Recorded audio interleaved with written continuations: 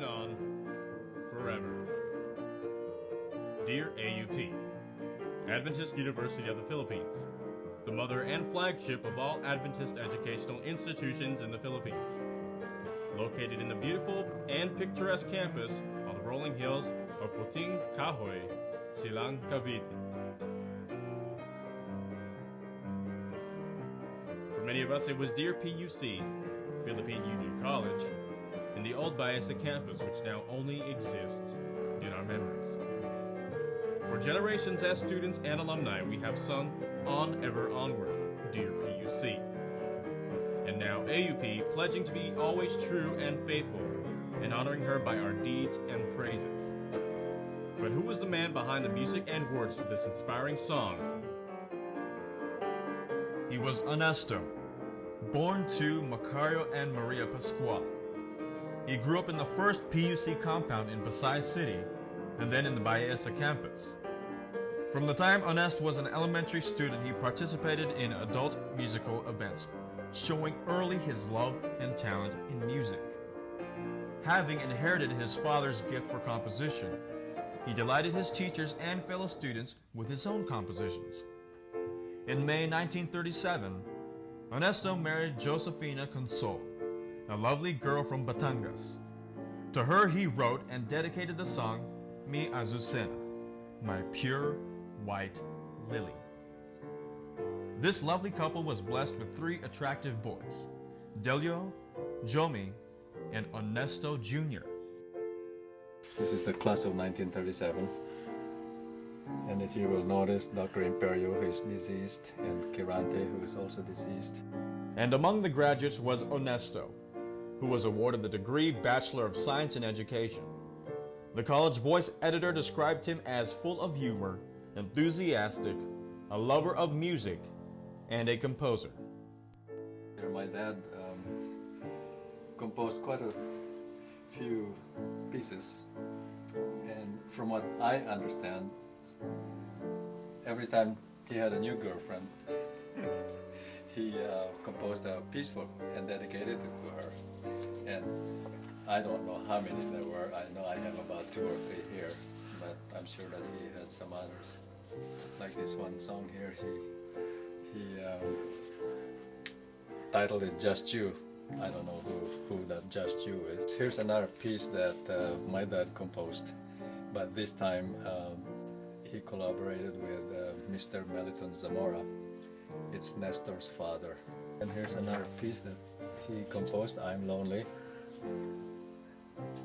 And this time he wrote both the music and the lyrics. And then this one here is another one of those condiments, which was dedicated to a lady named Lydia. I think she's still alive.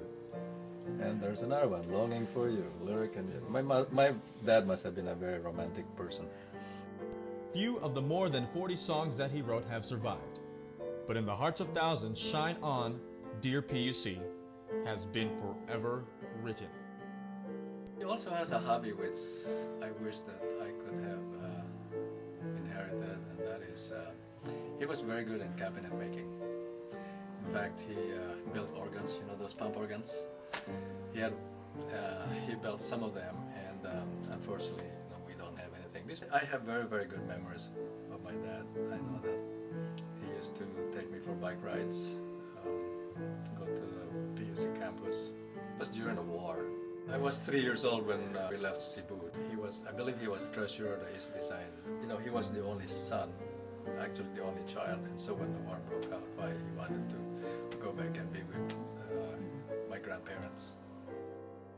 In spite of dangerous travel conditions with his wife and 2 boys, they miraculously made it from Cebu to Manila with the Benito Mari family via sailboat. With the removal of American missionaries from PUC who were forcibly placed in the internment camp in Los Baños, the leadership was placed on Filipinos.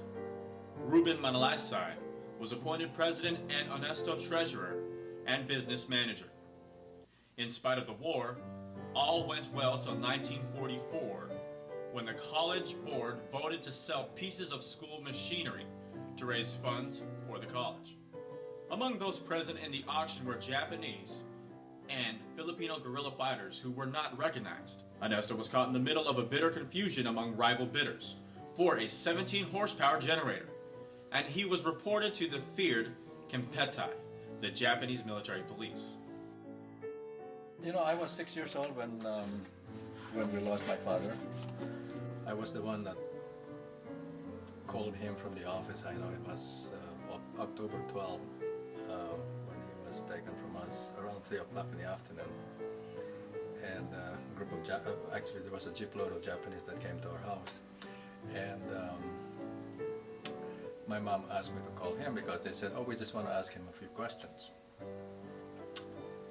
Well, they wanted to take him for interrogation, and you know, it's history. We never saw him again. About 5 years ago, I took my wife to the Philippines for the first time, and I took her to the place where he was supposed to have been tortured, you know, Fort Santiago. Not a favorite place of mine to visit, but I wanted to show her the place. In 1934, the English Department of Philippine College in Manila put on a contest in melody composition, and the contestants selected their favorite poems and used them as the lyric for their musical composition. A young man by the name of H.C. Pascual, who was working on his English major, submitted a melody to accompany John Greenleaf Whittier's The Eternal Goodness, and this was selected as the best. And another thing about this piece is when my father was taken by the Japanese, my mother went all over Manila, you know, to look for us. And so my mom followed leads where he might be. She would sing this song, hoping that if he was there, he could hear her sing, you know, and recognize that she was over there. But it didn't work out that way. We lost my dad and never saw him again.